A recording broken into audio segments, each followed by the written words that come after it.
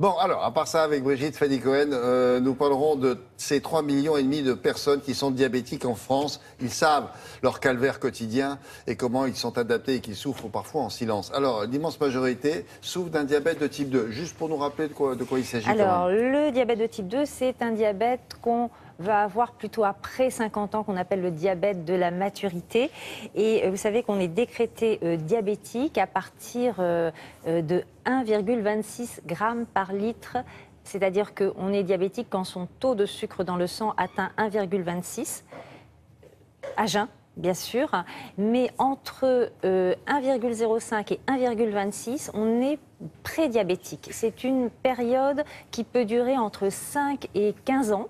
Et c'est une période où, si on ne change pas ses habitudes, si on ne change pas son mode de vie, on va rentrer dans le diabète. Mais les dernières études scientifiques sont optimistes. Elles montrent que si on change en profondeur son mode de vie, et on va voir comment dans un instant, si on arrive à changer en profondeur son mode de vie, on peut ne pas rentrer dans cette maladie. C'est dans 60% des cas. On peut arriver à faire marche arrière. Le prédiabète est réversible dans 60% des cas, alors que le diabète, lui, ne l'est pas. Et dans un livre qui vient de paraître, un médecin nutritionniste a réuni en quelque sorte les résultats de ces études scientifiques pour élaborer une sorte de méthode pour les personnes qui sont prédiabétiques, qui vont leur donner toutes les chances de ne pas rentrer dans la maladie diabète, donc de faire marche arrière. Donc je vous propose les grandes lignes de ce mode de vie anti-diabète en images. Dans cette méthode anti-diabète, il faut privilégier bien sûr les légumes et les fruits. Les légumes, c'est à volonté. Les fruits, je recommande tout de même de les limiter à 2 à 3 par jour, tout simplement parce que les fruits contiennent du fructose en quantité, que ce fructose est métabolisé par le foie et que lorsque le foie métabolise le fructose, il ne peut pas bien métaboliser les graisses, ce qui est toxique pour le foie. On peut bien évidemment consommer des sucres. Mais là, il faut se servir d'un outil extrêmement utile, c'est la table des index glycémiques. Alors qu'est-ce que c'est que la table des index glycémiques? C'est de mesurer la capacité qu'a un sucre à augmenter le sucre dans le sang. Donc on a fait une table qui va de 0 à 100 et donc moi je recommande d'utiliser régulièrement des sucres inférieurs à 55. Si vous mangez des pâtes par exemple, si vous les cuisez trop, sous forme d'un peu de nouilles, vous êtes à 80. Si vous les cuisez al dente comme nos amis italiens, vous êtes à 55. Donc vous pouvez les consommer lorsqu'elles sont al dente. On peut bien entendu consommer des graisses. Il faut bien sûr limiter les graisses majoritairement saturées comme l'huile d'arachide et l'huile de palme et favoriser les graisses insaturées dont la reine est l'huile d'olive puisqu'elle est riche en oméga 9 et l'huile de colza qui est riche en oméga 3.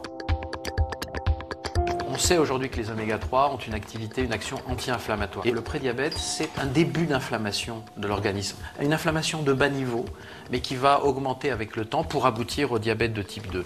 Donc les oméga 3 s'opposent à cette inflammation de bas niveau. Bonjour. Vous allez bien? Il faut privilégier les protéines qui sont les moins grasses, comme par exemple la viande blanche, la volaille, bien sûr le poisson, et puis on peut consommer également des œufs. Vous êtes redescendu à 1,02. C'est bien, non? C'est bien, après 8 mois de la méthode, Ouais. donc c'est bien. D'une façon générale, il faut éviter les aliments industriels, tout simplement parce que les industriels, pour des raisons de goût et de conservation, utilisent du sel, du sucre en plus, qui sont des sucres cachés et qui ne sont pas nécessaires dans le cadre de cette méthode. Ce que je vous recommande, c'est de continuer à pratiquer vos 3 séances d'exercice physique. L'activité physique, c'est extrêmement important dans le cadre de la méthode anti-diabète, parce qu'il faut balancer les entrées et les sorties. Donc, il faut pratiquer 3 fois 50 minutes d'exercice physique par semaine. Pourquoi 50 minutes? Tout simplement parce que les 25 premières minutes, vous allez brûler les sucres que vous avez stockés dans le foie. Et les 25 minutes supplémentaires, vous allez attaquer les graisses qui sont souvent stockées autour de la ceinture abdominale. Et on sait aujourd'hui que lorsqu'on diminue la ceinture abdominale, on diminue significativement les risques de diabète de type 2. Ce qui est très important, c'est la régularité, plus que l'intensité, et il faut considérer ça comme une activité professionnelle et le faire très sérieusement, parce que ces 3 séances d'activité physique vont vous permettre d'éviter un diabète de type 2. Bon. Alors, si vous voulez en savoir plus sur cette... 50 minutes, 3 fois par semaine. Oui, il faut le faire. Il faut le faire, il faut marquer ça sur son agenda. Il faut le faire. Donc, ça marche 10 minutes par jour pendant 5 jours? Non. Non, il vaut mieux suivre cette prescription-là. Non, j'essaye de...